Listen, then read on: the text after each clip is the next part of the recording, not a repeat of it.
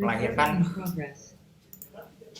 dampak politik yang muncul juga itu tentu akan melahirkan gerakan masyarakat ataupun gerakan sipil yang biasanya juga itu dipicu oleh mahasiswa. Nah, beberapa hari ke belakang kita juga melihat ada beberapa gerakan mahasiswa, ada teman-teman HMI, teman-teman KMB ataupun teman-teman BEM di Makassar dan yang lainnya. Kemudian juga kemarin teman-teman mahasiswa di Ciamis itu kemudian melakukan gerakan eh, menolak kenaikan harga BBM. Kalau di kilas balik justru juga penolakan kenaikan harga BBM ini kita kira bukan hal yang baru karena di bulan April pun pada saat gerakan tolak 3 periode soal-soal BBM juga sudah kuat sinyalnya, sinyal untuk menaikkan itu sudah sangat kuat. Namun karena memang juga anggaran yang sudah diketuk di dalam APBN 2022 itu waktu itu belum bisa dirubah sehingga akhirnya ya hari inilah kemudian pemerintah merubah kebijakan anggarannya karena sudah dirubah. Nah demikian pun itu juga nanti menyangkut pada persoalan saya kira pada pembahasan kedua bicara persoalan bahwa pemerintah dia membohongi rakyatnya dengan menyampaikan konferensi pers yang palsu, konferensi pers yang datanya itu juga ngawur dan nggak jelas. Pertama bahwa ada perbedaan pemahaman subsidi dengan kompensasi yang mestinya dipisahkan.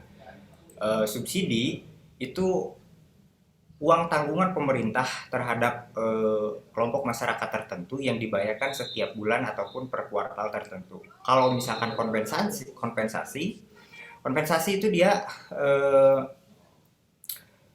semacam begini. Kalau kompensasi itu per tahun ini kita akan mengurangi daya jual di Pertamina itu dengan harga sekian dan pemerintah kasih duitnya segitu, lalu nanti Pertamina mesti ganti itu duit yang sekarang diberikan kepada kita.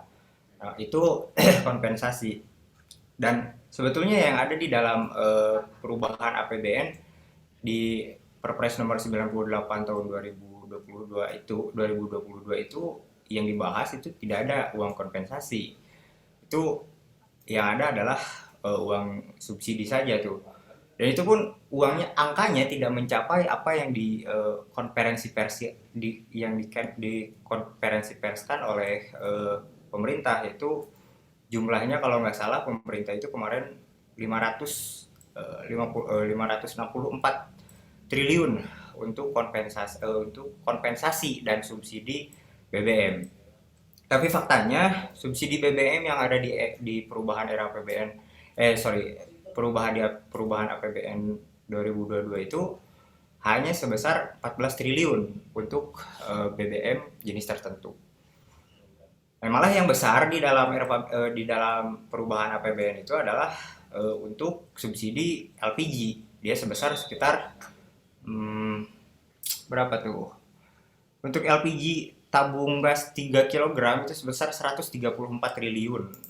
Nah, bayangin jauhnya disparitas perbedaan antara subsidi BBM minyak dengan subsidi gas LPG. Meskipun di bulan Februari pemerintah sudah juga ada polemik kebijakan soal LPG itu. Tapi yang jelas bahwa itu jelas membuktikan bahwa pemerintah berbohong kepada masyarakatnya bahwa subsidi yang diberikan itu sebesar 564 triliun yang kemudian di bulan Desember nanti akan membengkak menjadi 600 triliun.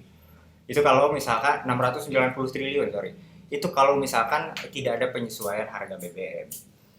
Nah, kemudian yang menarik juga di tengah-tengah kemudian tren dunia harga minyak dunia yang menurun per 3 September itu harga minyak dunia 98 US dollar per barel dan itu angka yang kemudian hampir mirip di bulan Juni 2020. Ya, kalau bulan Juni 2020 dengan bulan September 2022 kira-kira perbedaan harganya harusnya sama gitu. Perbandingan harga Pertalite ataupun Pertamax juga sama. Bahkan mungkin 2020 masih ada itu disebutnya premium gitu. Nah, lalu apa yang memicu pemerintah menaikkan harga BBM ya. Pemerintah menaikkan harga BBM dipicu karena uang atau kurs rupiah terhadap dolar yang menurun, yang sekarang per hari ini saja ada di angka 14.800. Itu hampir menyentuh angka 15.000. Kalau misalkan dilihat tren ke belakang itu kayaknya lebih ini paling tinggi ya dari yang lain. Artinya kan kalau ya pasti begitu kalau misalkan uang kita atau kurs rupiah kita terhadap dolar terus menurun dan sampai mencapai angka 15.000 atau 15.500, kalaupun misalkan harga minyak dunia menjadi 60 US dollar per barel, ya tetap kita bakalan bengkak. Nah, artinya memang ada persoalan di kurs rupiah ini yang kemudian juga itu akan bicara pada persoalan nanti impor kita, kemudian juga terkait juga kemudian IKN dan lain sebagainya tuh. Karena saya kira juga proyek IKN itu melibatkan beberapa PT ataupun beberapa perusahaan yang kemudian itu mengandalkan impor. Eh, Salam hormat untuk Pak Nandang. Oke, Wilujeng. baru Nah makan, ini makan malam, baru oh, beres. siap Kang. Wilujeng dongkap. Oke. Izin lanjut Kang.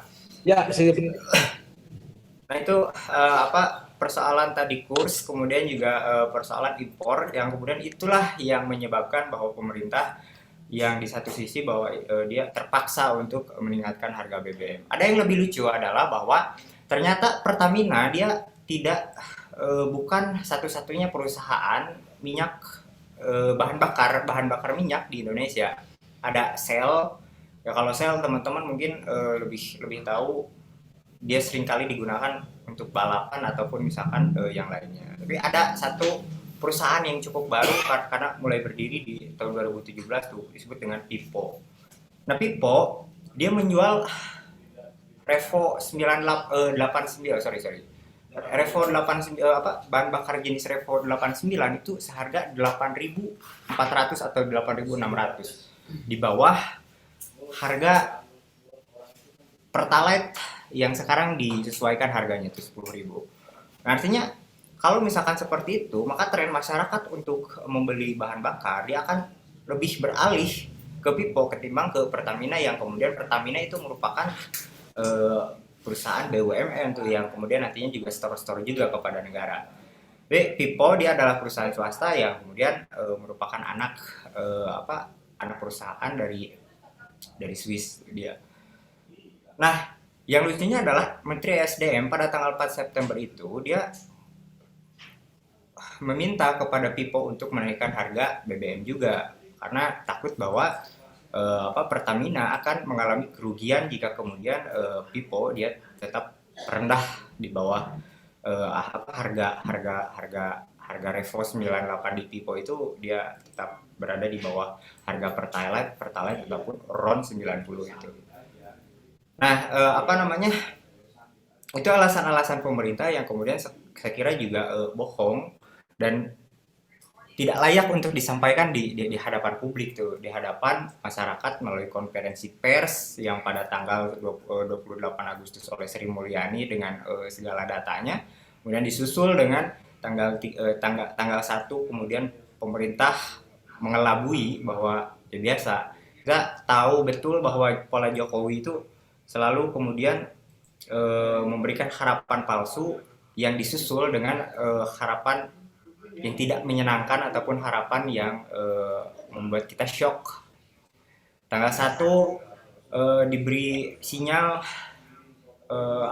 diberi sinyal kesenangan bahwa Pertamax Turbo itu turun harganya turun 2.000 per liter harganya. Tapi tanggal 3 disusul bahwa harga BBM yang disubsidi Pertamax, Pertalite dan Solar itu disesuaikan harganya. Nah itu kebiasaan pemerintah rezim hari ini yang selalu bikin masyarakatnya pusing sendiri dan pusing sama ini mana yang benar yang dibilang sama pemerintah itu sebetulnya. Apa turun, apa naik, apa diam-diam aja, apa gimana. Nah itu satu persoalan. Kemudian juga Yang saya ingin highlight ataupun tandai bahwa dalam persoalan BBM kali ini bukan merupakan isu mahasiswa. Ini adalah isu bersama. Ini adalah isu siapapun yang menjadi warga negara, siapapun yang menjadi warga masyarakat sipil. Mereka yang terdampak,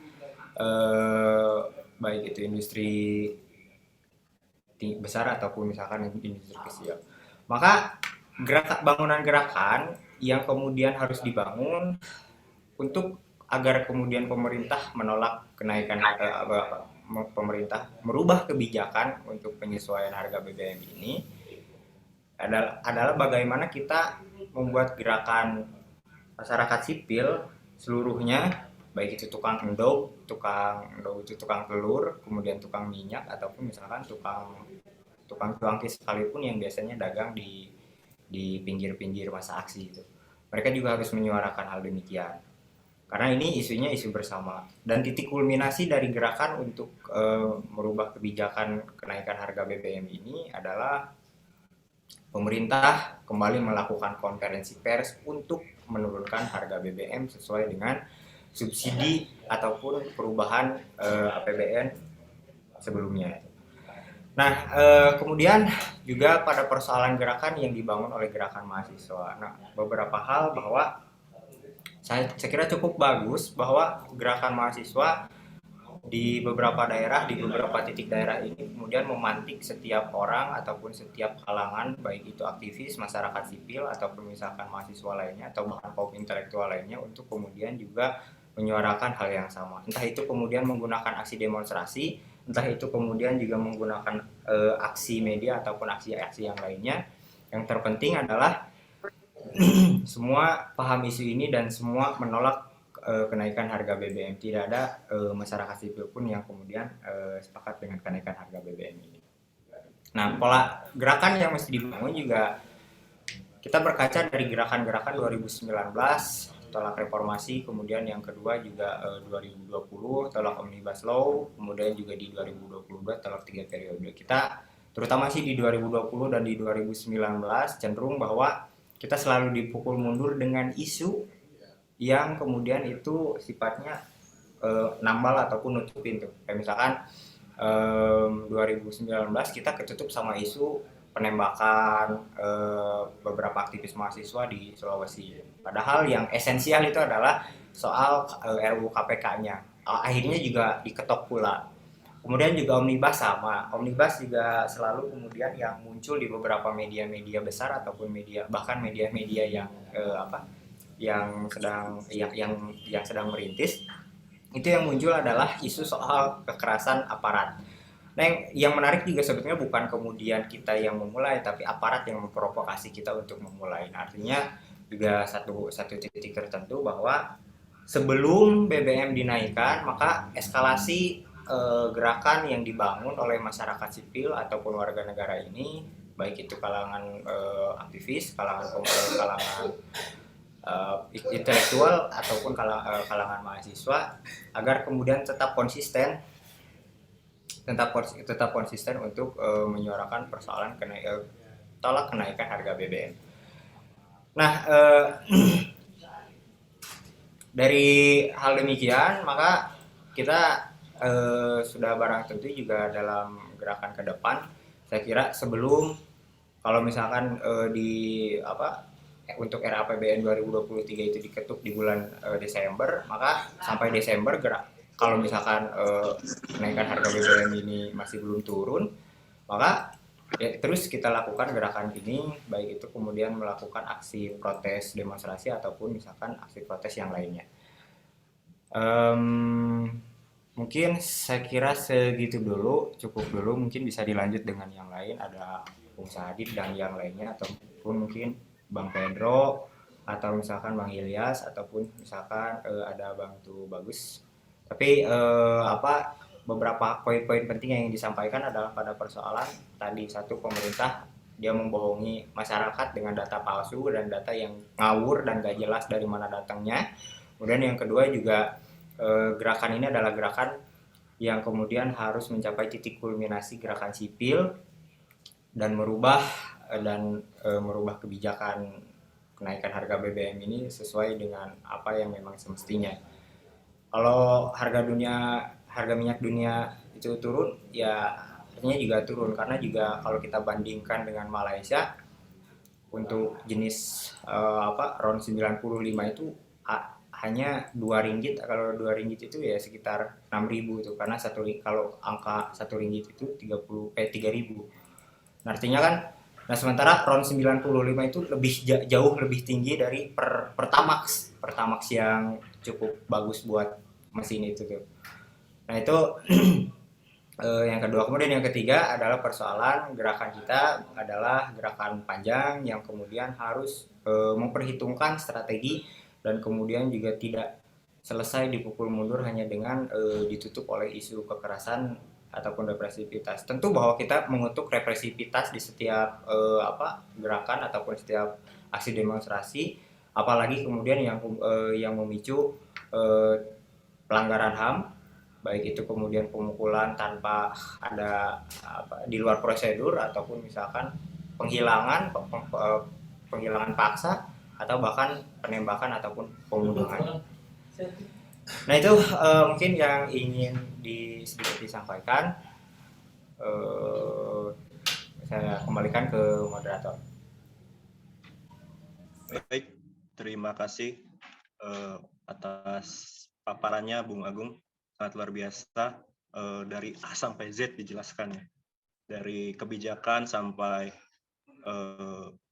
gerakan. Baik, untuk selanjutnya Bung Sadid dari BEM Universitas Siliwangi Tasik, silakan. Cek, apakah terdengar suara saya? Sudah, Bung. Oke, siap. Bismillah. Assalamualaikum warahmatullahi wabarakatuh. Salam, Om Swastiastu, Namo Buddhaya, salam kebajikan, salam sejahtera untuk kita semua. Dua kata yang memperjuangkan dan juga mempersatukan kita hidup mahasiswa di Indonesia. Ya, berbicara mengenai BBM, yang hari ini menjadi isu yang sedang beredar ataupun sudah menjadi kebijakan publik yang diambil oleh pemerintah. Sebenarnya tadi sudah cukup jelas dijelaskan oleh Tum Agung ya, berbicara mengenai berbagai macam impact sosial, ekonomi, politik yang memang tentu saja hal tersebut dampak besar bagaimana keadaan tatanan masyarakat yang sekarang kita rasakan. Kita melihat bahwa kebijakan pemerintah hari ini itu cukup mencederai nilai-nilai yang memang terus kita gaungkan mengenai keadilan, mengenai kerakyatan, mengenai supremasi hukum, dan itu mengenai bagaimana pemerintah berpihak kepada rakyatnya sendiri.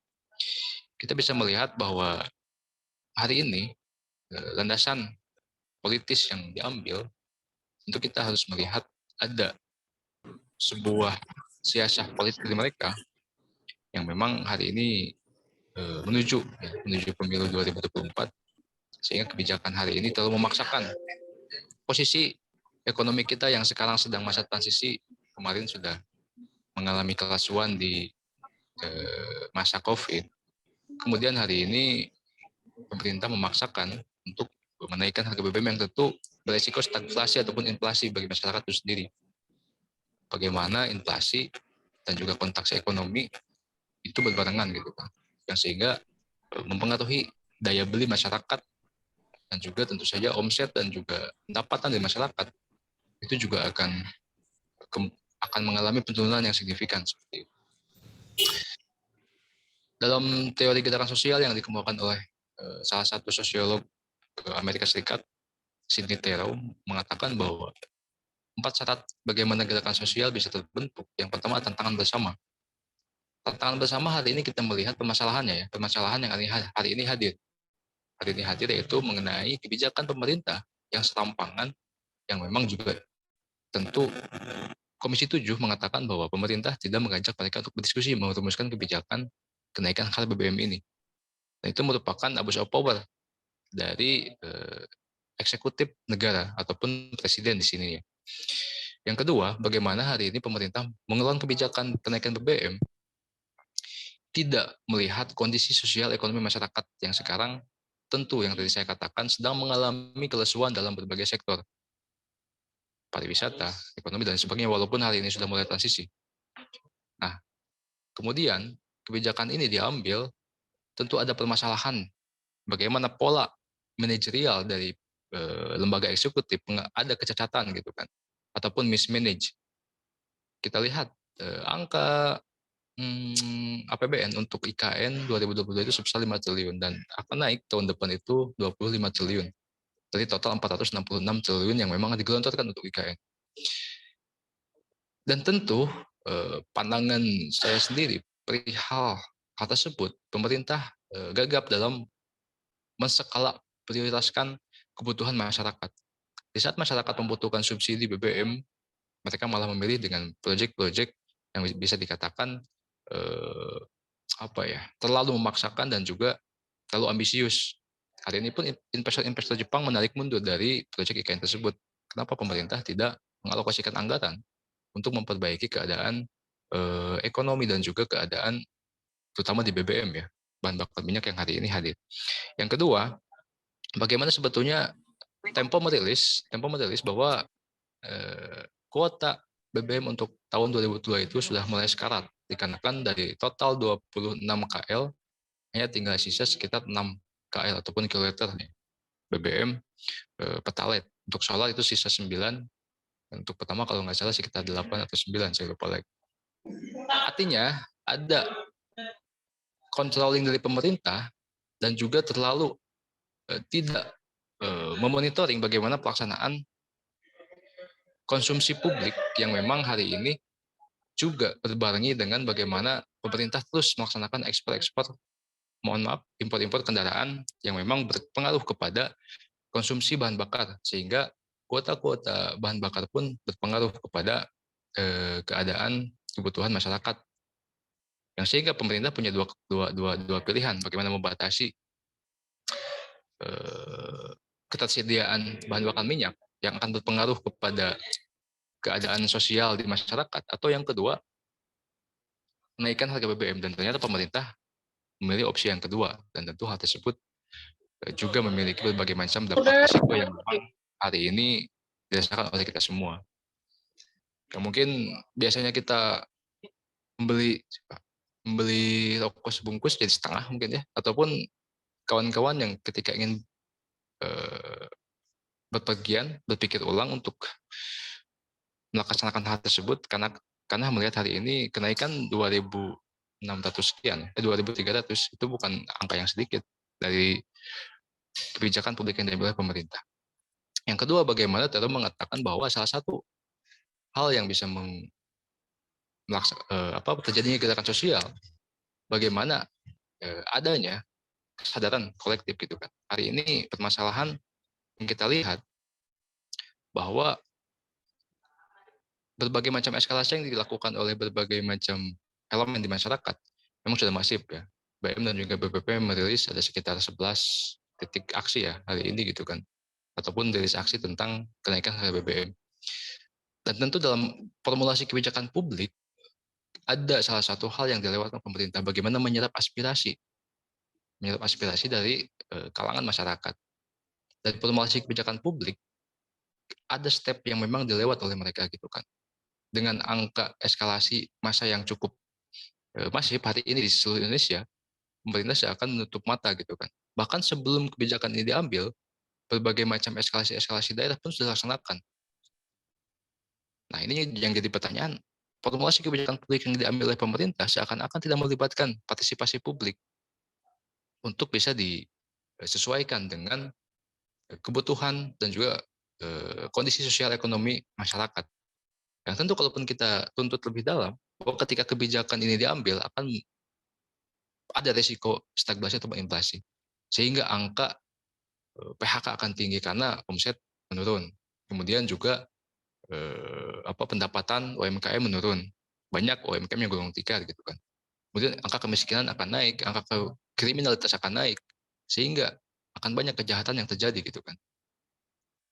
Berkaitan juga dengan RKUHP yang menjadi salah satu permasalahan gitu kan. Bagaimana overcrowd capacity penjara juga bisa berpengaruh kepada angka kriminalitas yang memang hari ini hadir ketika memang BBM tidak dicabut gitu kan, walaupun kebijakan ini baru berjalan sekitar 3 hari ya. Kemudian menurut saya yang ketiga adalah bagaimana ada solidaritas sosial yang dibangun ketika memang dalam gerakan sosial tersebut. Hari ini kita lihat solidaritas sosial ini dari masyarakat cukup tinggi gitu kan. Bagaimana saya melihat berbagai macam elemen mahasiswa, elemen buruh, elemen tani, elemen masyarakat sipil yang lainnya bersatu untuk menentang kebijakan ini. Namun pemerintah tetap dengan kebijakannya dan belum ada kemungkinan untuk menarik kebijakan. Kita masih melihat pada tanggal 13 Juli, Jokowi pernah mengatakan bahwa tidak akan ada kenaikan BBM sampai akhir tahun gitu kan. Tapi pada kenyataannya September tanggal 3 dia resmi menaikkan BBM. Itu merupakan salah satu pengkhianatan yang memang sudah sering dilakukan oleh Presiden Indonesia hari ini, yaitu Jokowi. Yang keempat, bagaimana perawatan gerakan politik. Nah ini yang memang sedang kita rumuskan bersama-sama gitu. Saya melihat bagaimana salah satu hal yang harus kita dorong hal ini adalah bagaimana kita melaksanakan aksi terpusat di pusat. Karena tentu saja bab pelaksanaan eskalasi atau penutupan di distrik atau daerah itu juga merupakan bab yang wajib. Namun ini merupakan kebijakan terpusat yang memang harus kita lihat juga sebagai salah satu masalah sosial nasional. Dan tentu dalam perawatan gerakan politik hari ini hal tersebut juga harus dilakukan, dikarenakan tentu isu nasional hanya bagaimana kita bisa melaksanakan gerakan-gerakan di daerah dan juga melaksanakan gerakan-gerakan terpusat tanpa meninggalkan kewajiban gerakan-gerakan di nasional juga. Nah itu yang menjadi salah satu permasalahan dan juga 4 teori yang dikembangkan Tero ya.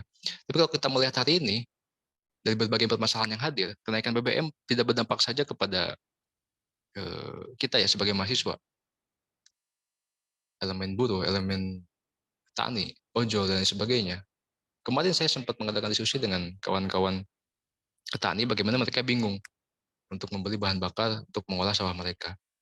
Kawan-kawan ojol juga bingung bagaimana mereka mencari ada isu-isu kenaikan tarif gitu kan. Kemudian juga sama dengan angkutan umum, kebingungan juga.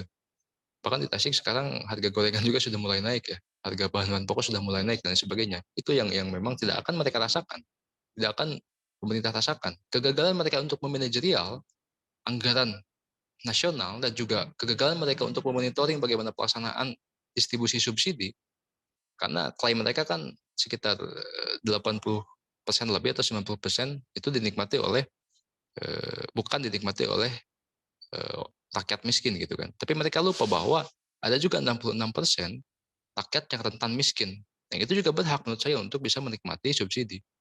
Dan ketika memang benar data tersebut, artinya ada kegagalan manajerial dari pemerintah dan juga monitoring dari pemerintah untuk pelaksanaan distribusi subsidi di tatanan masyarakat di bawah.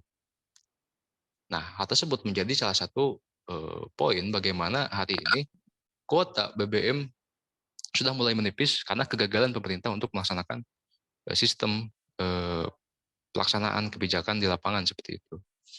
Perihal tadi bagaimana mismanage anggaran, yang kedua mengenai miscontrolling dari pemerintah, dan ketiga mengenai bagaimana dampak yang setelah dikalkulasikan, kemarin mengkaji dengan kawan-kawan aktivis di Tasikmalaya, setelah dikalkulasikan memang sangat-sangat banyak sekali dampak-dampak sosial ekonomi politik yang memang bisa berdampak kepada stabilitas tatanan masyarakat nasional seperti itu. Dan itu menjadi salah satu landasan kenapa hari ini kita harus menolak kenaikan BBM tanpa kompromi. Kita juga melihat bahwa dengan naiknya BBM, angka UMP dan juga UMR dan juga UMK tidak naik juga. Dan juga pemerintah ada inisiasi untuk membagikan bansos ya, walaupun hal tersebut hanya sekedar merubah ataupun kembali menghegemoni mental masyarakat yang meminta-minta gitu kan, bukan bagaimana mendidik mereka untuk bisa melangsungkan usahanya, melangsungkan apa yang disebut sebagai roda ekonominya. Tapi pemerintah seakan-akan memberikan suap tidak langsung kepada rakyat untuk bisa diam, karena memberikan bansos sebesar 150.000 sampai 600.000 kepada masyarakat sekedar hanya untuk membuat mereka diam saja. Padahal ada nilai-nilai lain, ada usaha-usaha yang harus diperhatikan juga. Dan dampak-dampak sosial, ekonomi politik yang sekarang terbangun pun tentu saja menjadi salah satu hal yang harus juga diperhatikan oleh pemerintah. Yang ketiga, perihal formulasi kebijakan publik yang tadi saya sampaikan, bahwa ketika diambil formulasi kebijakan publik, pemerintah seakan gagap dalam melibatkan partisipasi publik.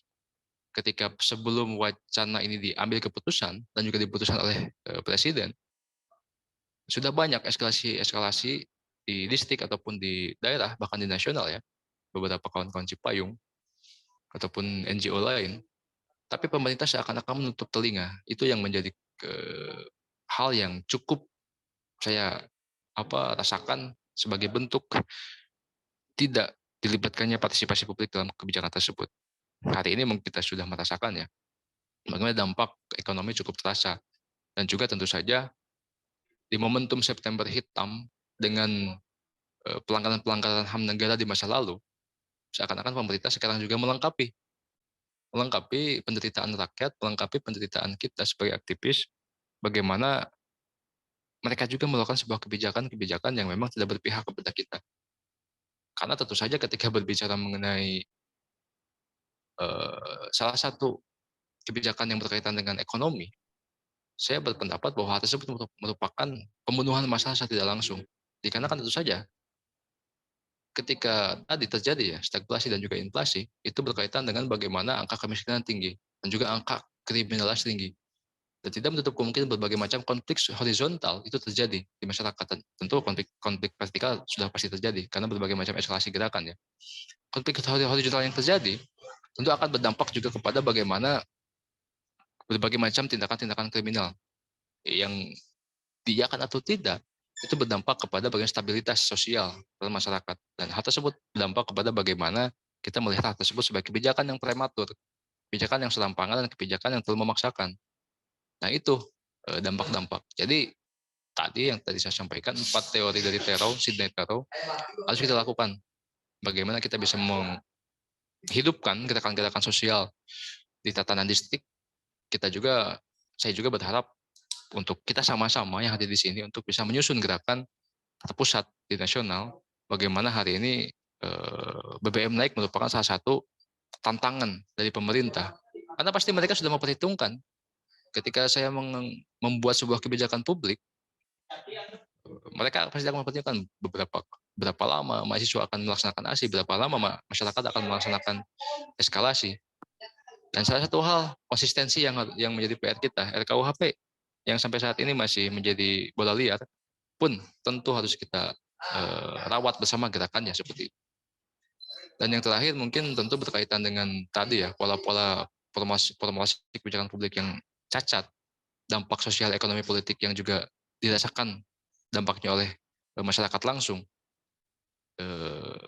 Poin penting bagaimana kita bisa merawat ya, poin keempat ya, poin bagaimana kita bisa merawat gerakan politik, bisa merawat gerakan ini sehingga menjadi salah satu isu yang memang bisa kita perjuangkan, karena masyarakat yang terdampak langsung. Hari ini mungkin kita harus marah semarah-marahnya bagaimana pemerintah melakukan kebijakan yang memang tidak berpihak kepada kita. Dan hari ini kita pun bisa tertawa selepas-lepasnya bagaimana kita melihat bahwa pemerintah hari ini mengeluarkan kebijakan-kebijakan yang komedi gitu kan, kebijakan-kebijakan yang lucu, tidak pernah melihat bagaimana keadaan sosial di masyarakat. Dan dari Tasik sendiri, insya Allah rencana akan melaksanakan gerakan hari Kamis. Hari ini juga sebenarnya sedang konsol bersama kawan-kawan di belakang itu sedang konsol ya, tadi izin dulu. Kita akan coba melakukan gerakan-gerakan dengan pola-pola yang disesuaikan gitu kan. Dan saya berharap bagaimana kita bisa diskusi ini bukan hanya sekedar diskursus mengenai pertukaran ide. Saya berharap juga dari kumpulan ini kita bisa memformulasikan bagaimana gerakan yang memang bisa kita laksanakan terpusat ya di nasional dengan berbagai macam elemen masyarakat, mahasiswa, buruh, tani, pelajar. Karena bukan hanya pemerintah ya yang hari ini menjadi kontrabarisan kita. Bukan hanya pemerintah, tapi bagaimana aparatur negara juga tadi ya disampaikan di Ciamis yang terbaru bagaimana kawan-kawan dari Cipayung dan juga NGO lain mendapat tindakan represivitas dari aparat. Karena yang harus kita pahami bahwa ada watak Sambo dalam setiap jiwa polisi. Nah, itu yang harus kita tanamkan gitu kan. Dan memang harus kita lawan juga.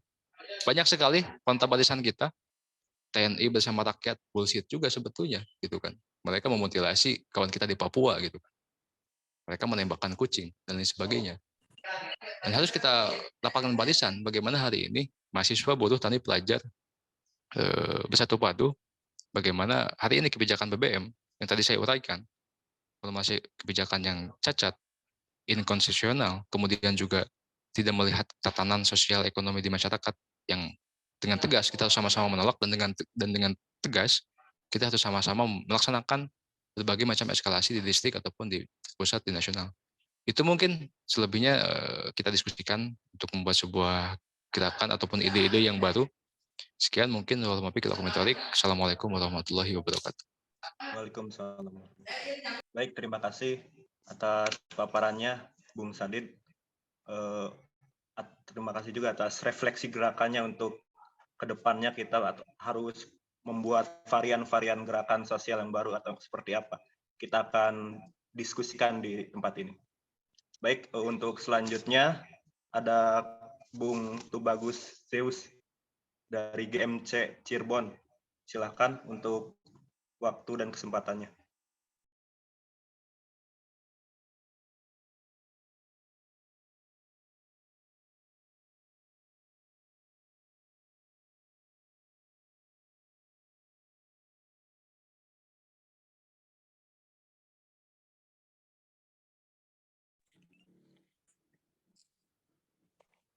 Oke, terima kasih Mas sebelumnya.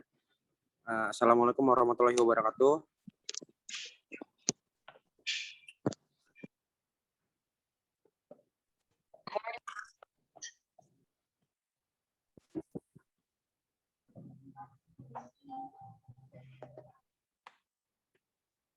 Halo.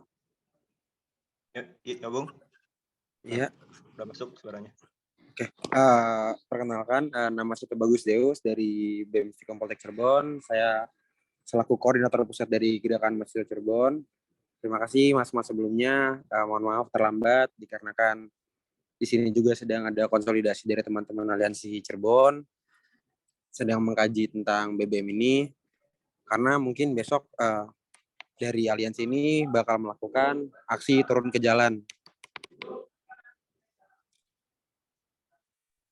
Ya, terkait mengenai BBM ini, dari Cirebon sendiri sudah mengambil sikap untuk adanya penolakan kenaikan BBM ini dengan besok membawa sub-sub yang tertera itu 3 sub, tolak kenaikan BBM bersubsidi, dan juga ada tolak tarif listrik dan mafia migas. Ketika melihat BBM ini di era Presiden Jokowi terjadi 6 kali kenaikan harga BBM, yaitu pada November tahun 2014, Maret tahun 2015, serta Oktober 2018, April tahun 2022, serta Agustus tahun 2022. Dan terakhir kita di September tahun 2022, yaitu harga terbaru BBM dari Pertalite dari 7.650 per liter menjadi 10.000 per liter, kemudian BBM jenis solar subsidi dari 5.150 menjadi 6.800 per liter, yaitu Pertamax non subsidi dari 12.500 per liter menjadi 14.000 per liter. Mungkin sedikit masukan solusi yang harusnya dipakai oleh pemerintah. Kalangan buruh memberikan setidaknya 3 solusi terkait kenaikan harga bahan bakar minyak atau BBM yang diumumkan pada Presiden Jokowi pada Sabtu pukul 14.30 waktu Indonesia bagian Barat, agar tepat sasaran sekaligus mengurangi kontraksi ekonomi masyarakat. Yang pertama, mengatur BBM sesuai tahun pembuatan mobil, kata Presiden Partai Buruh Said Iqbal saat dihubungi di Jakarta.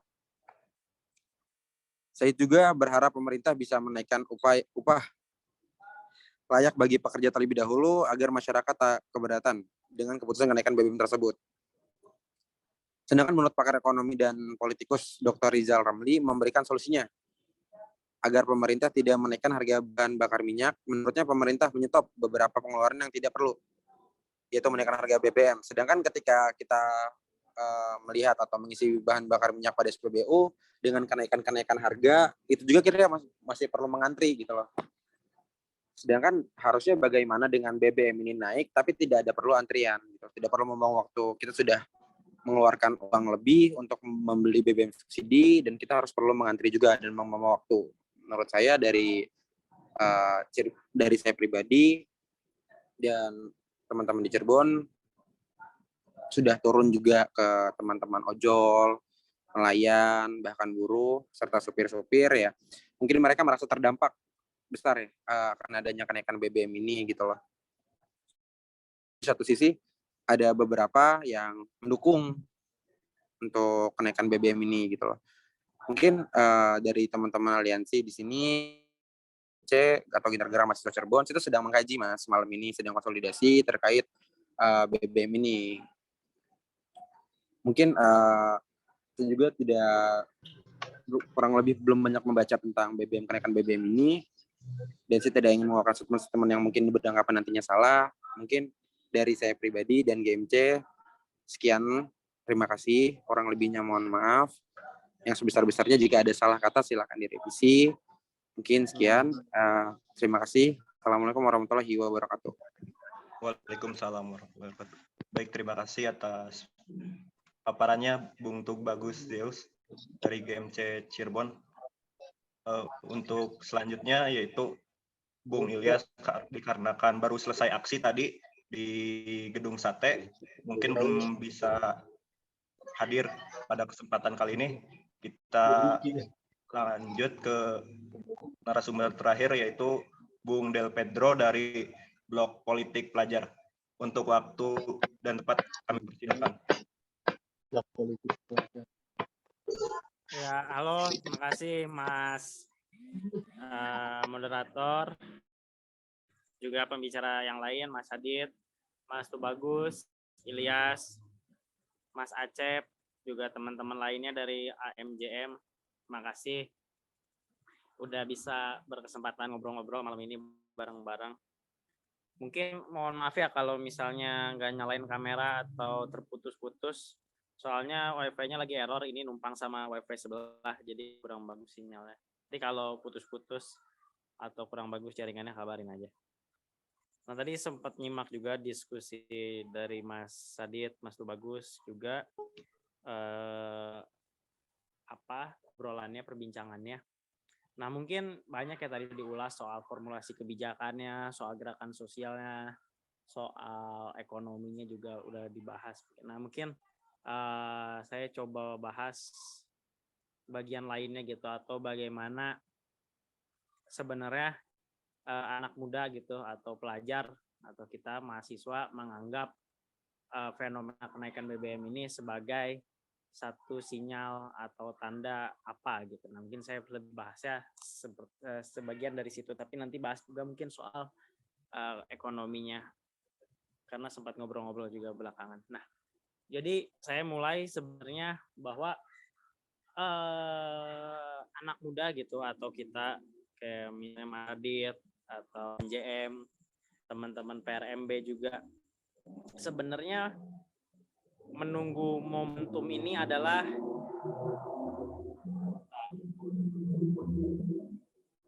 ada motor lewat, sorry. Nah, menunggu momentum ini atau misalnya kenaikan BBM ini sebenarnya dimaknai sebagai sebenarnya kita mencari rasionalisasi atau alasan yang jelas untuk sebenarnya bertindak gitu, atau tadi dalam bahasanya Mas Adit untuk marah gitu. Sebenarnya kalau misalnya kita lihat gitu, tingkat atau ekspresi dari anak mudanya ini udah kebentuk dari 2019 gitu, lewat peristiwa reformasi di korupsi. Terus kemudian masuk di 2020 Omnibus Law, masuk 2021 pandemi, masuk 2022 RKUHP, dan sekarang ditutup dengan BBM gitu. Nah, jadi dalam isu-isu yang sebelumnya itu menemukan satu titik celah atau perdebatan di publik soal isunya gitu. Jadi mereka nggak bisa all out soal kemarahannya atau soal ekspresinya. Nah, jadi kurang lebih kayak gitu. Karena dalam misalnya soal KPK, orang masih punya perdebatan. Sebenarnya bagus loh RUU KPK direvisi. Terus sebenarnya masih bagus loh Firly Bahuri dan seterusnya. Jadi masih ada perdebatan. Masuk di persoalan RKUHP apalagi banyak sekali perdebatannya. Ini produk bangsa dan seterusnya. Terus masuk kemarin di penundaan pemilu. Nah, penundaan pemilu sedikit titik celah orang berani berseberangan atau mendukung penundaan gitu. Semuanya banyak.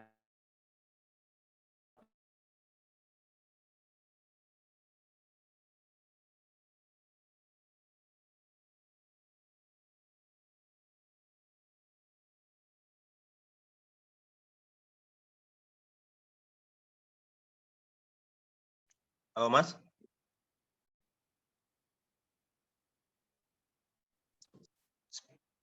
sepertinya terjadi gangguan.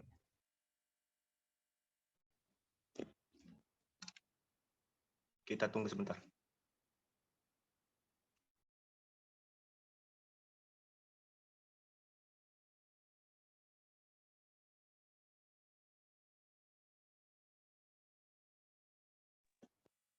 Halo, Bung, sudah bisa bergabung kembali.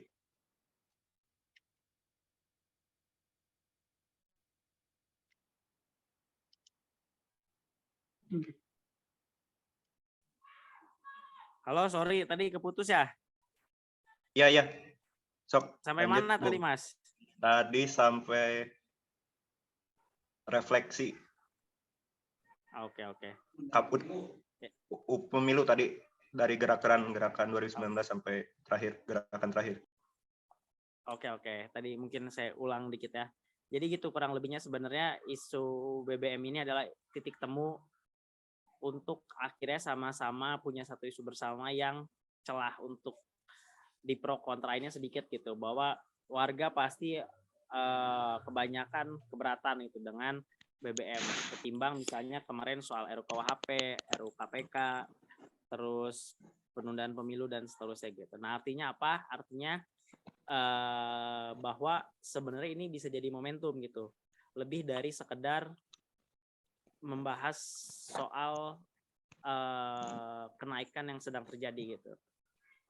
Jadi sebenarnya konstruksi dibangunnya adalah bahwa bukan hanya sekedar kita menunda atau membatalkan atau meminta BBM tidak naik gitu, tapi lebih dari itu sebenarnya adalah untuk mengekspresikan lebih luas dari baik itu bentuk kemarahan atau ekspresi dari anak mudanya gitu atau pelajar ya. Karena dalam yang asli sebelum-sebelumnya itu terbatasi oleh isu gitu, kurang lebihnya kayak gitu. Kalau sekarang dalam artian kita bisa banyak lebih menggait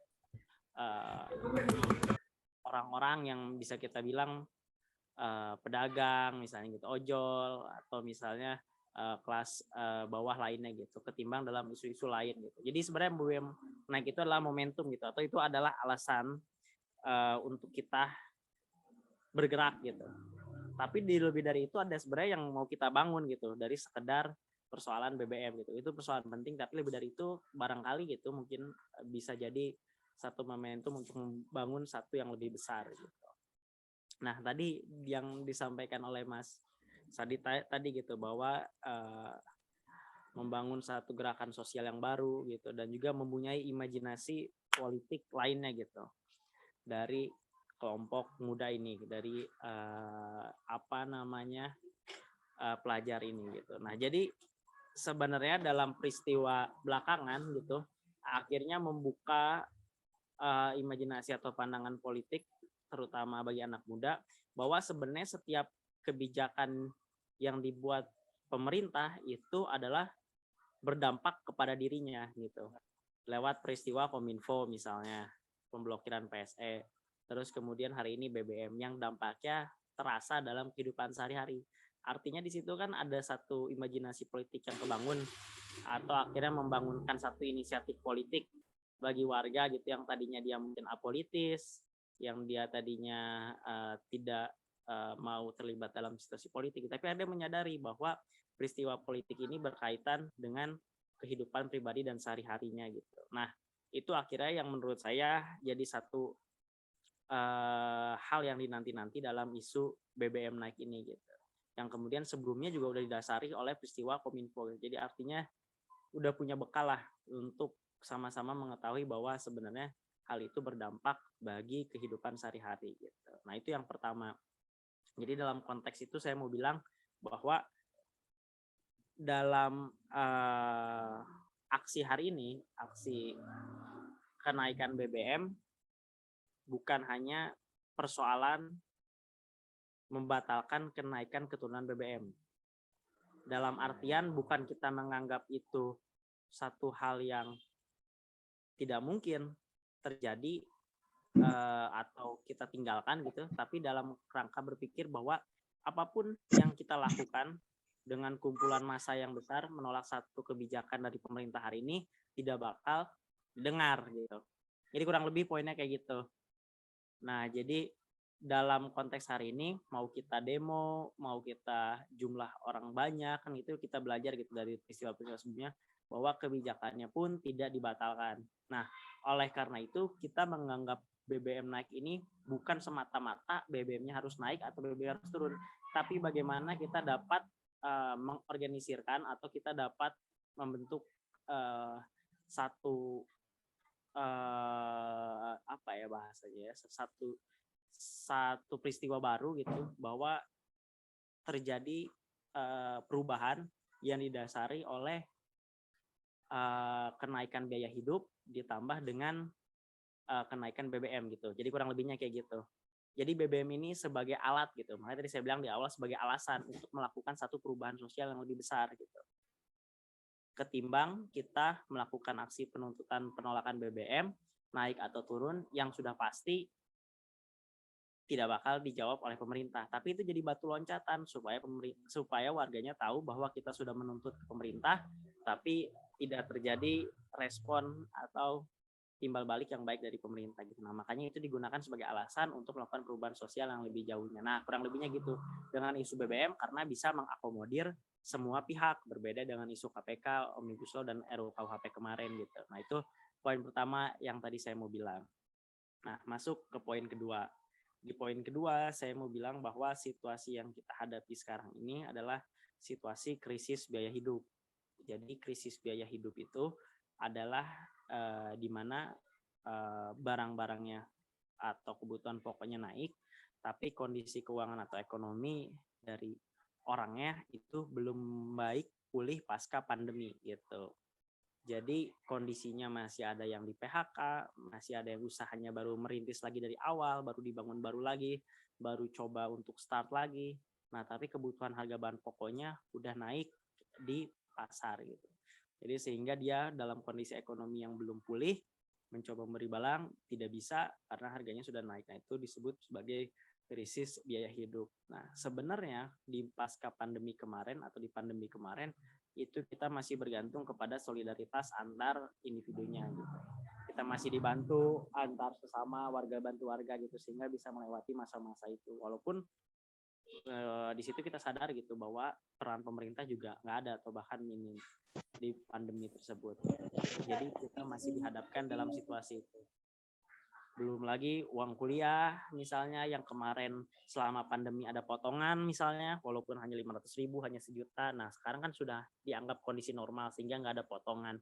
Sementara keuangan keluarganya belum normal gitu. Nah itu jadi kurang lebih gambarannya seperti itu. Jadi sebenarnya peristiwa ini bukan hanya peristiwa kita membayar lebih kenaikan BBM, tapi juga kita membayar kebutuhan-kebutuhan dalam kondisi normal sementara keuangan kita belum normal. Nah, kurang lebihnya kayak gitu. Ditambah dengan BBM yang naik gitu. Jadi kita membayar BBM di atas harga normal dengan kondisi keuangan yang tidak normal. Nah, kurang lebih gambarannya kayak gitu. Sedikit soal apa situasi yang kita hadapi itu. Nah, kemudian itu poin keduanya. Kemudian masuk ke dalam poin ketiga yaitu soal ketahanan sampai di mana gerakan kita gitu. Jadi kalau misalnya kita bilang dalam 7 hari ini yang kita tajukan perlawanannya itu sebagai perlawanan September melawan, dalam datanya Blok Politik Pelajar itu dalam 7 hari ini atau sepekan ini dia udah berhasil atau sudah menggelar aksi itu sekitar 21 titik lebih, pastinya lebih karena di komen banyak yang bilang belum dimasukin. Mungkin ada sekitar 25 sampai 30 titik dalam 1 minggu. Jadi dalam satu kota ada bisa berapa titik dan kota itu kadang sudah melakukannya 3 kali, 4 kali gitu. Itu datanya berbeda lebih cepat dengan penundaan pemilu kemarin. Penundaan pemilu tuh 14 hari, dia baru sekitar 30 titik kalau nggak salah atau berapa titik. Tapi dalam BBM ini 21 titik. Nah, itu artinya apa? Artinya adalah memperkuat apa yang tadi saya mau sampaikan di awal gitu, bahwa dalam isu BBM ini semua langsung bereaksi gitu. Karena secara real, secara kehidupan sehari-hari dirasakan gitu, dan mudah diterima orang bahwa naik BBM ya naik barang pokok semua gitu. Nah itu jadi soal ketahanan kita, gimana gerakan ini tetap terjaga bahwa dalam 7 hari bisa lakukan 25-30 titik aksi. Nah itu di pekan pertama, bagaimana dengan pekan keduanya, bagaimana dengan pekan ketiganya, keempatnya, dan seterusnya. Andai kata teruji gitu sampai 2-3 pekan, 4 pekan konsisten bisa 20 titik, 20 titik. Nah itu yang mau saya sebutkan di awal tadi, bahwa kita telah membangun satu peristiwa atau satu fenomena sosial yang baru melampaui dari penolakan naik turunnya BBM gitu. Tapi penolakan BBM menjadi rujukan dan batu loncatannya untuk menuju ke sana gitu. Itu kan jadi satu fenomena yang baru. Akhirnya dalam 1 bulan full tercatat itu anak muda pelajar dapat melakukan aksi. Kan kayaknya dirasa belum ada ya yang bisa konsisten selama 2019-2020 bahwa sebulan tuh bisa rutin aksi. Nah, kalau ini dalam pekan pertamanya berjalan mulus seperti ini dan kemudian di pekan kedua, pekan ketiga, pekan keempat seperti ini terus 20 titik. Nah, itu yang saya sebut tadi bahwa kita menemukan satu fenomena sosial baru.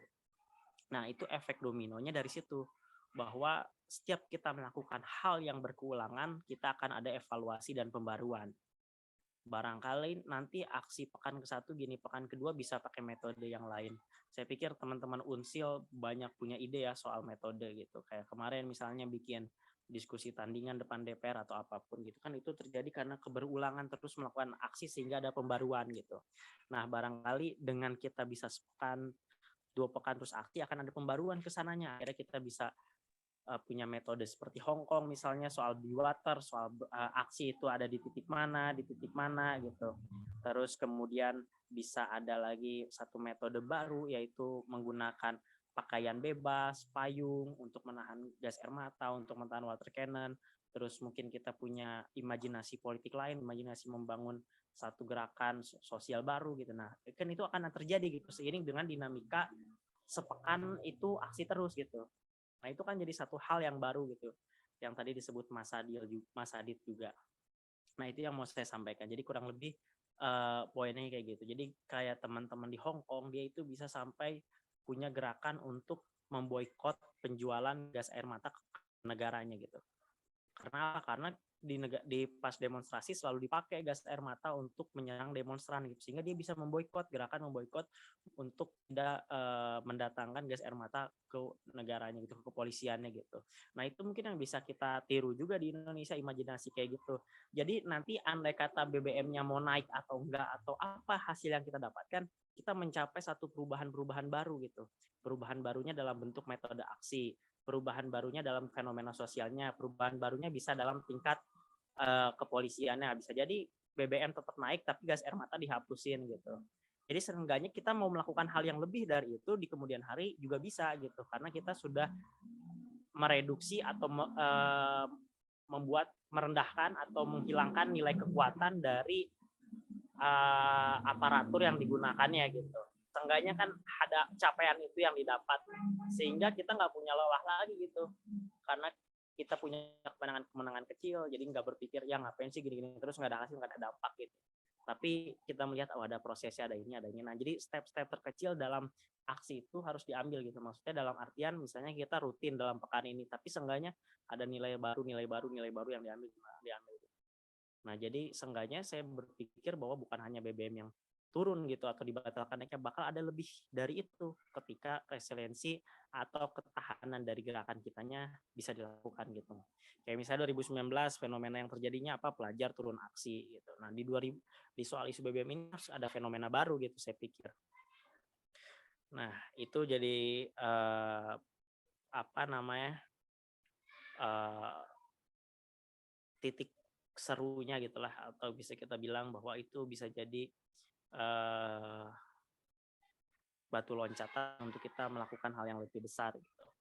Nah itu poin ketiga yang mau saya sampaikan. Nah langsung mungkin poin terakhirnya, masih di poin 3, sorry tadi soal ketahanan. Saya mau bilang gini, poin terakhirnya adalah jika dalam isu BBM yang kita pandang atau yang berdasarkan datanya Blok Politik Pelajar tadi atau apa yang saya sampaikan itu bisa mengakomodir semua kemarahan warga apalagi kelas bawah, tapi nyatanya kemarahan itu terbatasi atau gagal kita sampaikan atau ekspresikan, itu akan menjadi penanda bahwa akan ada regulasi kebijakan yang lebih buruk ke depannya dan kemudian akan mulus dilakukan gitu. Jadi dalam artian BBM ini udah limit paling tinggi nih soal isu, tapi ternyata nggak ada respon apa-apa dari warganya. Dia Jokowi memandang itu ya ngeledek lah gitu, dia tertawakan gitu. Jadi membayangkan di rapat kabinetnya dia membahas soal BBM, terus penolakannya hanya seperti ini, tidak ada kemarahan, tidak ada satu hal yang benar-benar merespon hal itu.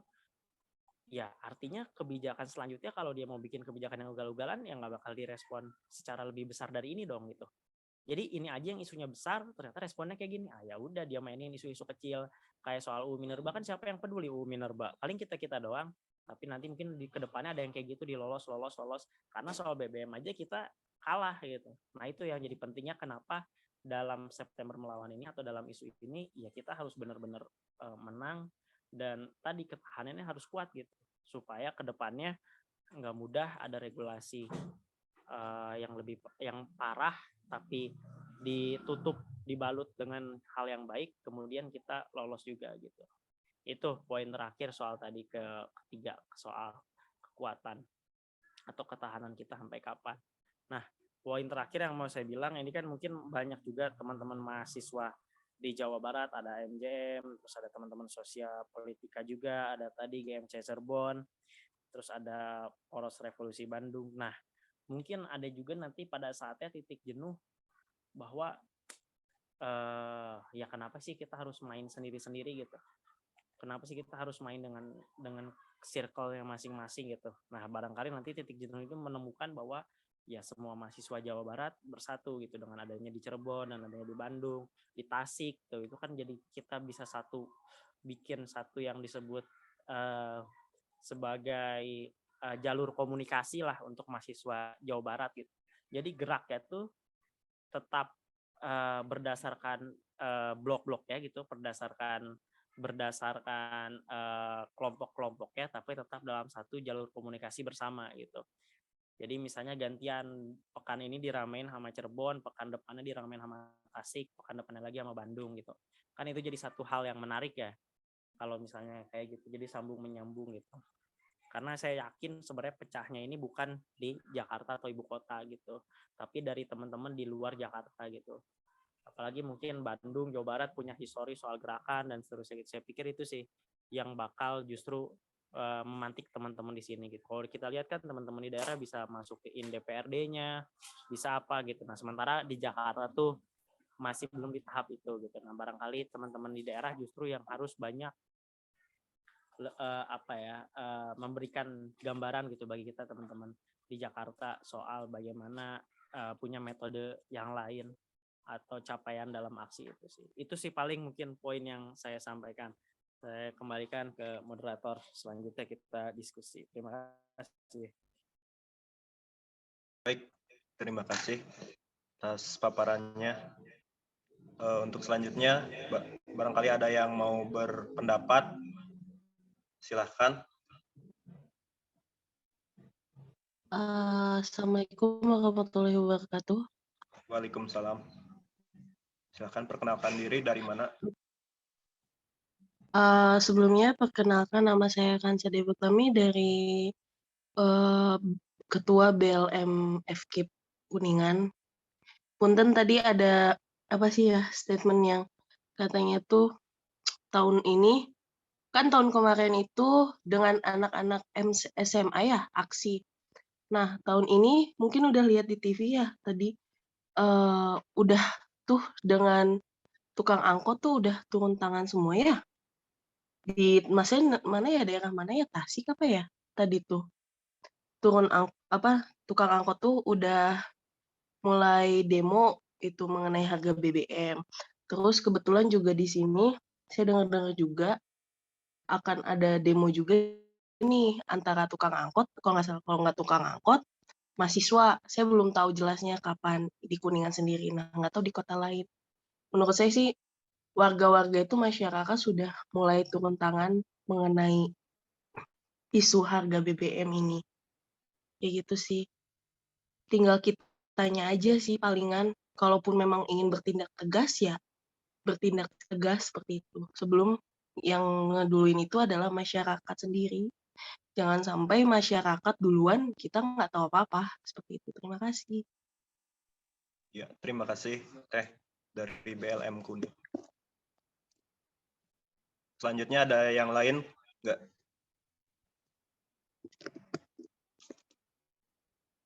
Gimana?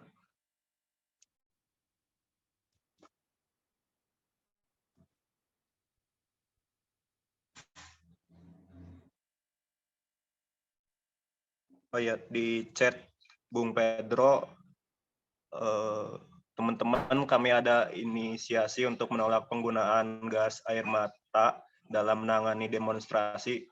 Boleh sertakan dukungan teman-teman soal ini dengan mengakses link berikut di komentar.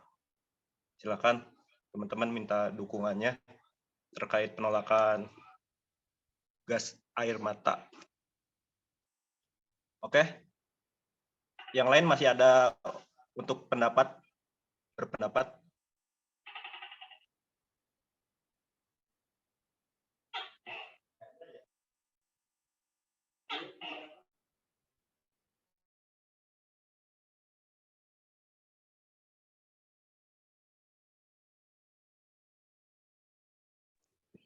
Ya, saya izin, Mas. Oh, ya silakan.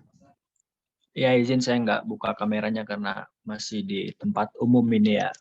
Ya, perkenalkan saya Andre, Mas, dari Jakarta. Ya, ini menarik ya, teman-teman masih berdiskusi terkait persoalan-persoalan yang hari ini sedang ramai terjadi di kalangan ya mahasiswa ataupun itu masyarakat ya. Karena bagi saya mahasiswa itu masih dalam golongan masyarakat juga. Tetapi ada hal yang memang harus kita rigidkan mengenai persoalan ini. Kita lihat kan pemerintah itu membawa dua narasi untuk menaikkan BBM ini. Yang paling saya garis bawahi itu narasi mengenai ketidaktepatan subsidi ini, bahwasanya mereka membuat narasi kalau subsidi ini dinikmati oleh orang-orang yang mampu gitu. Ya, termasuk korporat yang mempunyai modal. Nah, ini bagi saya narasi yang sangat tidak logis ya. Kenapa? Karena kalau misalnya kita runtut narasi ini, seharusnya yaitu kembalikan lagi kepada pemerintahnya, karena pemerintah ini kan kalau kita berbicara kereta cepat Jakarta-Bandung, itu kan sebetulnya tidak tepat sasaran juga kalau kita ngambil instrumen itu. Terus pelaksanaan anggaran untuk pembangunan IKN juga kan itu sebetulnya tidak tepat juga. Jadi bagi saya ini tidak ada alasan untuk tidak menolak kenaikan BBM, karena ketika BBM naik pasti semuanya ikut naik gitu. Jadi saya sangat berharap kepada teman-teman yang berkumpul hari ini, jangan sampai pertemuan teman-teman yang sedang terjadi malam ini hanya berakhir dengan diskusi-diskusi seperti ini saja. Kalau bisa dilanjutkan dengan pertemuan-pertemuan konkret yang bisa langsung turun untuk menjalankan aspirasi masyarakat. Mungkin seperti itu, Mas. Baik, terima kasih. Terkait refleksi gerakan, apakah dengan metode baru atau lain sebagainya atau varian baru gerakan sosial seperti apa sih yang efektif dari 2019, KPK dari 2020, Omnibus Law sampai terakhir hari ini BBM gerakan yang selalu ya gitu-gitu aja kebanyakan. Apakah dari kawan-kawan sendiri ada pendapat soal varian gerakan baru atau metode gerakan baru untuk mendapat sebuah power gitu, menekan kekuasaan agar terjadi sebuah perubahan dalam struktur itu sendiri? Silakan kawan-kawan.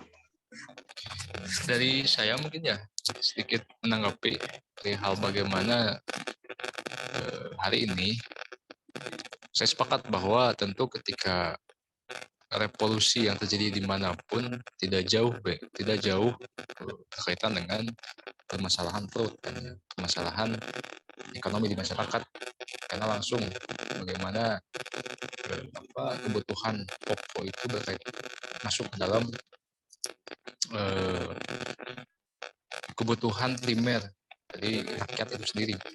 Dan memang hari ini kita punya momentum di mana mungkin seluruh kampus di Indonesia sedang melaksanakan juga serentak ya PKKMB ataupun penerimaan mahasiswa baru, sehingga ada sedikit banyaknya dua bantuan tenaga gitu kan. Yang pertama dari masyarakat sipil yang merasakan langsung dampak ekonomi secara mikro bagi mereka sendiri, dan juga bagaimana kita mendapatkan tenaga baru dari para mahasiswa baru gitu kan, yang memang masih berapi-api untuk melakukan gerakan-gerakan sosial yang memang hari ini tentu dalam rentan waktu 1 tahun isu-isu perihal Cilaka, Undang-Undang Cilaka, kemudian walaupun Omnibus Law 2020 ya, kemudian juga RKUHP, UU P3, kemudian juga PPLH, IPA yang berkaitan dengan reforma agraria sejati,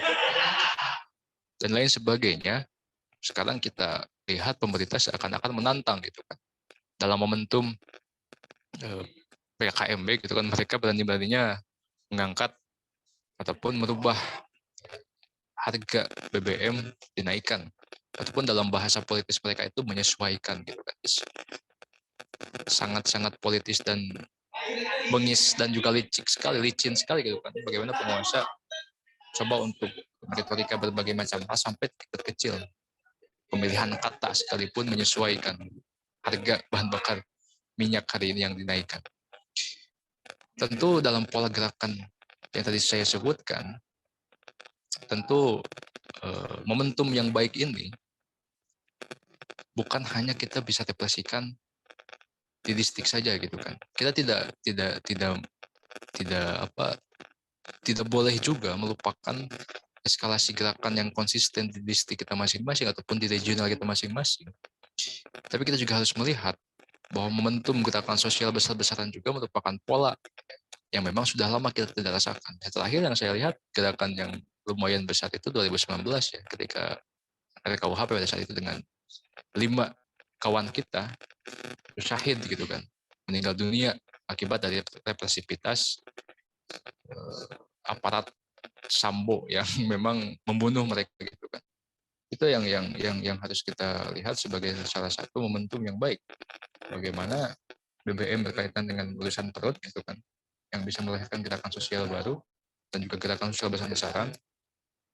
Dan juga kita jangan melupakan juga pekaan panjang tentang perjuangan RKUHP, pekaan panjang tentang perjuangan RUU Cilaka yang hari ini diputuskan MK sebagai undang-undang inkonstitusional, walaupun masih bisa dipakai selama 2 tahun.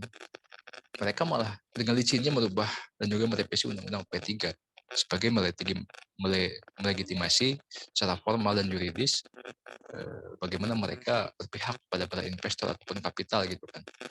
Yang hari ini yang dikorbankan ya kita, masyarakat, dan juga tentu saja kaum-kaum menengah ke bawah gitu kan, kaum-kaum tertindas. Tentu dalam perspektif kelas gitu kan, kaum-kaum proletar tentu memiliki kerugian yang amat mendalam mengenai berbagai macam kebijakan kita. bullshit lah ketika kita berbicara landasan ideal kita sebagai keadilan sosial bagi masyarakat Indonesia.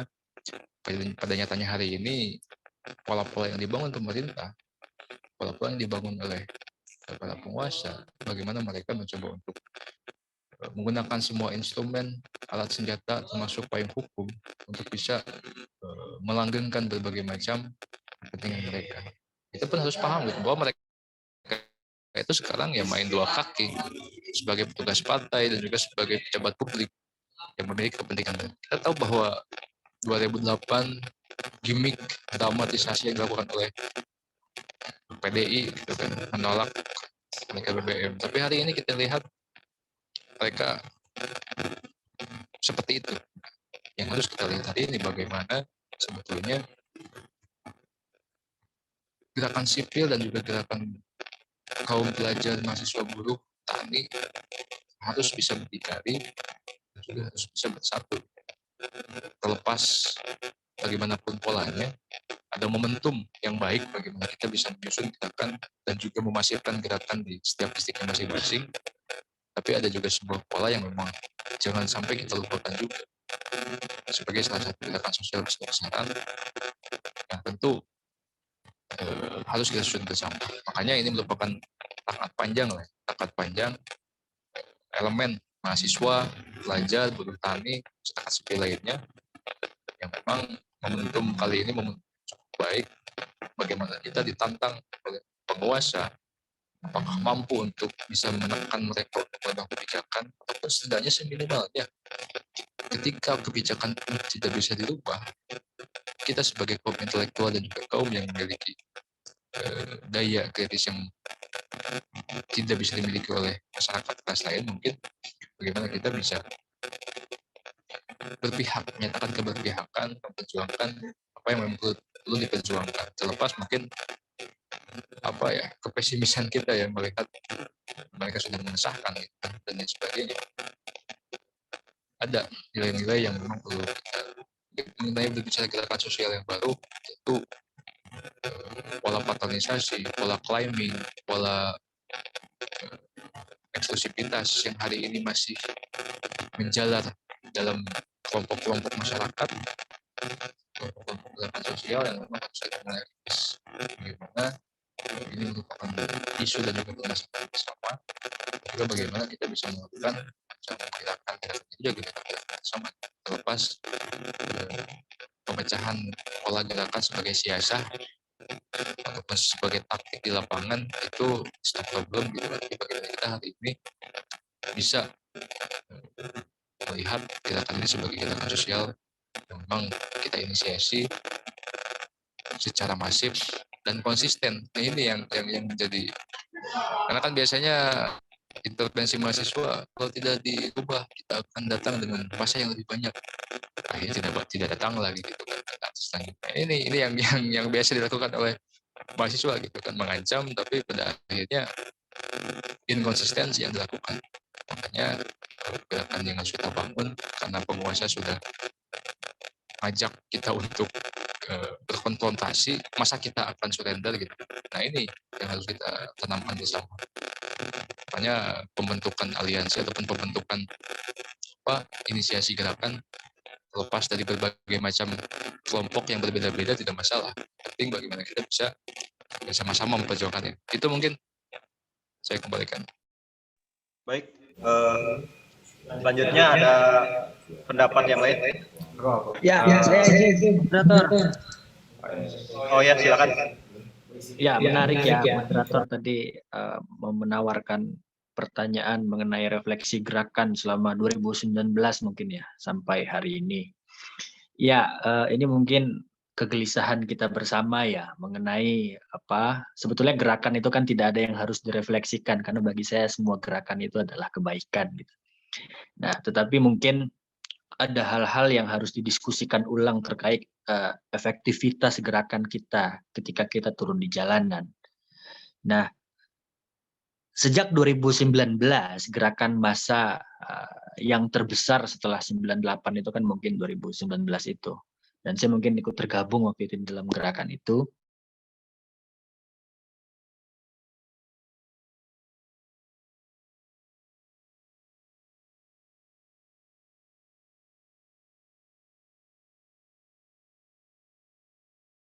pada akhirnya tidak ada isu yang selesai kita advokasi, dan akhirnya isu-isu yang kita advokasi sebelumnya itu disahkan semua di legislatif. Nah, balik ke isu BBM ini, kalau kita berkaca di kekuatan legislatif sendiri pun 6 fraksi itu kalau tidak salah menolak ya untuk kenaikan BBM, dan 2 fraksi itu mendukung, 1 fraksi abstain. Nah, ini kan membuktikan sebetulnya kekuatan dari legislatif untuk mengintervensi eksekutif itu sudah tidak ada. Makanya bagi saya hari ini kita sudah tidak relevan untuk melakukan aksi massa ke depan DPR RI. Karena mereka sendiri pun tidak ada kekuatan untuk mengintervensi eksekutif.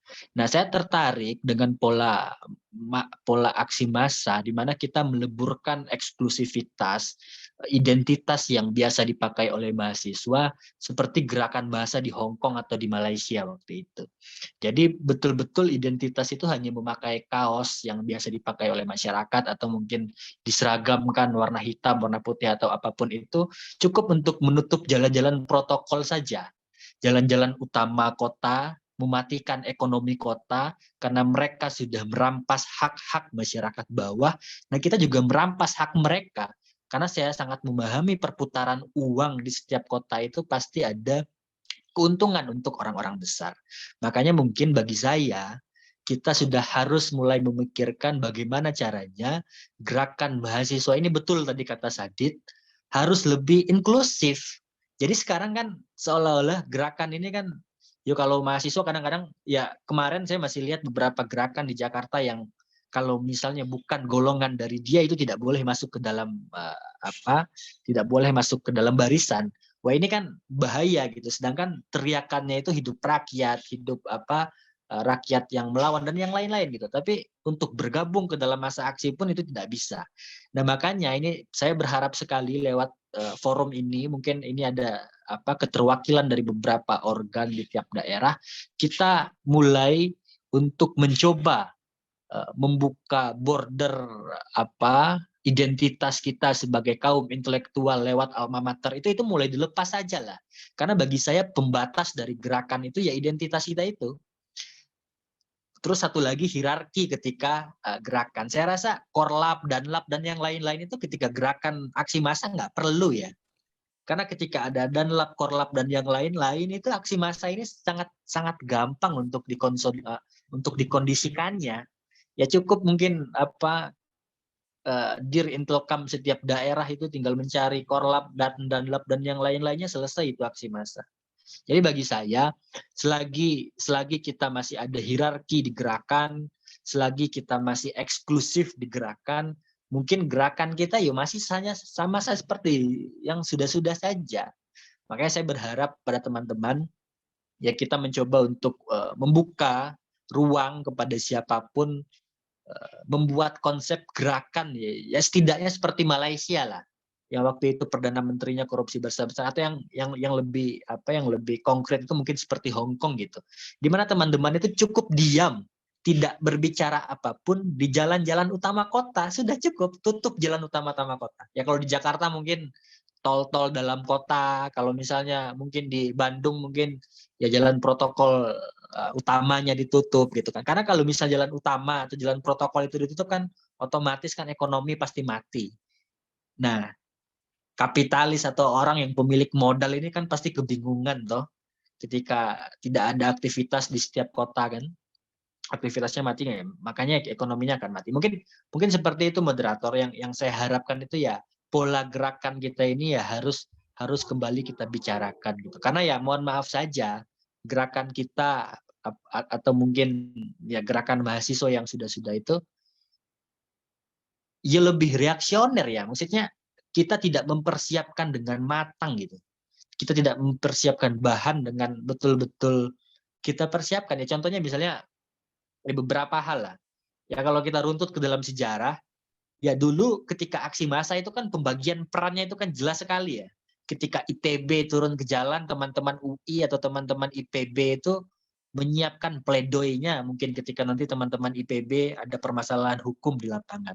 Nah hari ini kan tidak, kita itu berebut, kita itu bagaimana ya, kita itu kalau bisa ya harus memegang mic orasi semua gitu. Jadi ya kita tidak mempersiapkan surat tuntutan pledoi kalau misalnya nanti ada permasalahan hukum, kita tidak memikirkan jalur buat ketika terjadi chaos seperti apa. Nah, saya melihat aksi di Bandung tuh udah mulai rapi tuh. Nah, di Bandung udah ada aksi jalur evakuasinya ketika terjadi chaos, ada tempat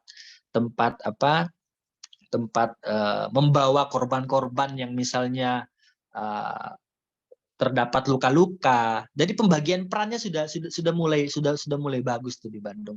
Nah, kalau di Jakarta kan itu ya sudah terserah kalian saja.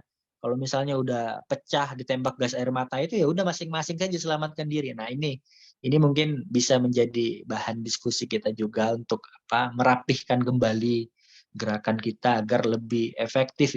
Juga mungkin kita harus mengkomunikasikan kepada komunal-komunal lain ya, seperti nelayan, buruh, tani, dan yang lain-lain agar gerakan kita ini emang betul-betul gerakan rakyat ya, bukan gerakan mahasiswa saja.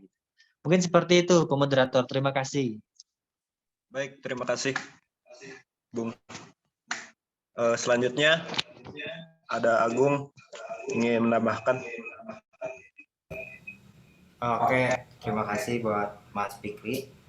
Tadi saya mencatat beberapa hal ya soal strategi ataupun misalkan pola gerakan ke depan seperti apa. Saya ada catatan tadi Pak Kansa juga bicara persoalan angkot, terus kemudian juga segmentasi masyarakat yang lainnya. Kemudian Mas Adin juga tadi bilang soal identitas gerakan, termasuk juga Mas Andre bicara soal identitas gerakan yang kalau saya kira Mas Andre cenderung lebih pada ya ini adalah siapapun itu boleh masuk. Tapi yang saya ingin sampaikan juga adalah tujuan dari sebuah gerakan itu adalah kebijakannya berubah, bukan tujuan dari gerakan kita itu bukan bentrok atau bukan mau pukul-pukulan sama aparat. Itu bukan tujuan utama gerakan yang dibangun oleh rakyat, oleh segmentasi masyarakat, mahasiswa ataupun yang lainnya.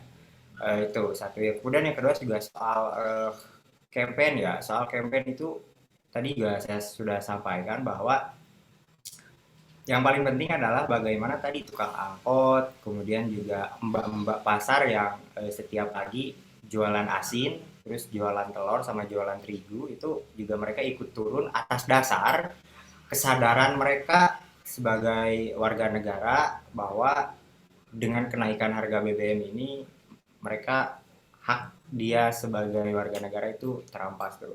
Sehingga polanya itu kita bisa lakukan rencana juga besok kita MDM di Bandung itu mau sebar tuh selebaran undangan aksi kepada setiap tukang angkot di terminal-terminal atau misalkan di pasar-pasar ke mbak Tini tukang asin sama tukang terigu, biar kemudian di waktu yang ditentukan mereka datang atas dasar kesadaran mereka sendiri tanpa membawa embel-embel identitas tuh. Tapi kemudian juga hadirnya kita mahasiswa di situ bukan kemudian menjadi anarki atau apa tuh, karena tadi tujuan utama gerakan adalah untuk merubah kebijakan, bukan untuk melakukan bentrokan.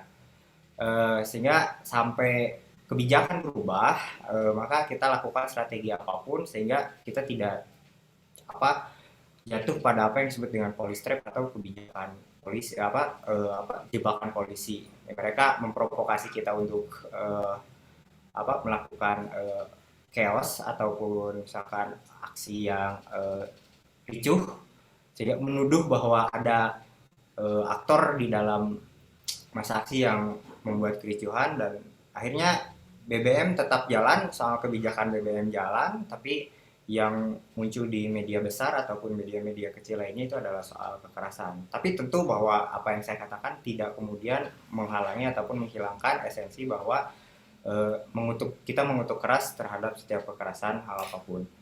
Nah itu mungkin besok kita di Bandung NJM akan sebarkan selebaran, mungkin juga boleh kalau hal demikian itu disepakati atau dirasa memang rasional oleh teman-teman di setiap kampus, maba-maba ataupun misalkan di pasar-pasar, di terminal-terminal, untuk disampaikan selebaran undangan aksi.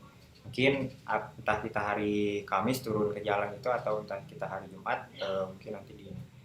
Yang terpenting saya kira adalah keterhubungan kita di setiap kampus dan setiap daerah, bahwa kita saling dukung dan saling support. Kalau misalkan ada teman-teman ataupun mas-mas kawan-kawan yang kemudian melakukan gerakan, saling share, kemudian juga apa yang mungkin itu kalau dari mungkin.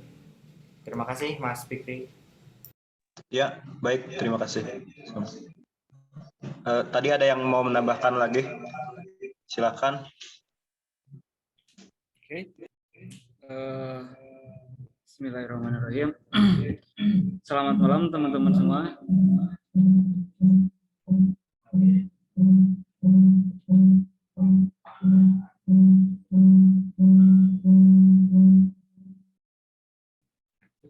Nah. Oke, lanjut ya. Kedengaran kan? Oke, sebelumnya saya ucapkan terima kasih Mas Adid ya, Presma Utsil Tasik, terus ada Tubaguceus dari Koordinator Gerakan Mahasiswa Cirebon, lalu Ilyas dari Poros Revolusi Mahasiswa Bandung, dan Mas Pedro dari BPP. Sedikit menambahkan mungkin kalau tadi udah dibahas ya soal penjelasan mengenai apa pentingnya kita menolak BBM kali ini, termasuk Mas Pedro menjelaskan mengenai sebenarnya titik isu ini menjadi titik sentral yang menyatukan kita semua, dan itu memang apa menjadi titik poin yang penting juga sebenarnya. Termasuk Mas Adit tadi bilang bahwa harus menjadi titik tekan bersama di pusat perlawanan gitu. Walaupun penting di daerah-daerah atau di distrik-distrik pun melakukan hal yang sama. Nah, tapi memang fenomena yang terjadi di beberapa kali kita bergerak memang selalu ada namanya gerakan-gerakan yang berbeda dari beberapa kali kita turun. Maksud saya bahwa penting kiranya untuk saat ini, karena saya pun sepaham mengenai isu BBM ini adalah isu yang paling krusial, titik nadi kebijakan negara yang memang kalau tidak direspon oleh masyarakatnya, ini akan menjadi respon yang sangat luar biasa bagi pemerintah. Bisa jadi mereka akan seenaknya di kemudian hari melakukan kebijakan-kebijakan yang lebih krusial dalam menindas rakyatnya. Maka titik poin BBM ini perlu respon yang cukup masif dari kita semua. Maka titik tekan yang ke depan adalah berbicara soal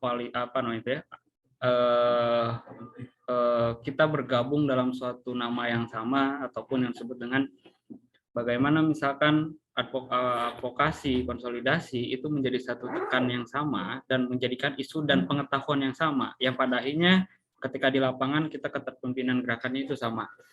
Nah, artinya saya ingin bilang bahwa tadi sepakat ya, pertama mengenai aksi terpusat ataupun gerakan terpusat dan distrik itu perlu dilakukan dalam beberapa kali gerakan.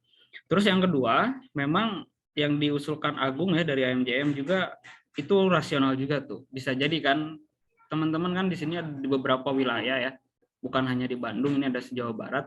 Bisa juga kita satu sama lain saling bantu dalam melakukan gerakan penolakan dengan cara yang berbeda-beda misalkan.